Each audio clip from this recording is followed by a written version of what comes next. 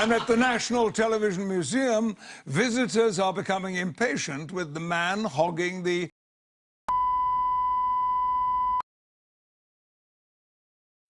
We interrupt this program to bring you an update on the MS Bank Arena explosion. The stadium has been fully extinguished and is now under the demolition process.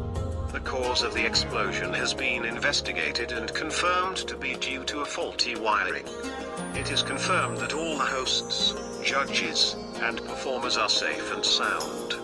The deaths of between 500 and 1,000 audience members have been reported, and over 5,000 have been injured.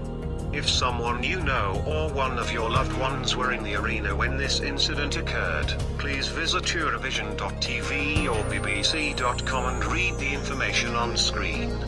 You may be entitled to a cash award. This is a very tragic incident for us, as well as Eurovision, and our thoughts and prayers are with anyone who has been affected. We now take you to a special BBC News report on this tragic event.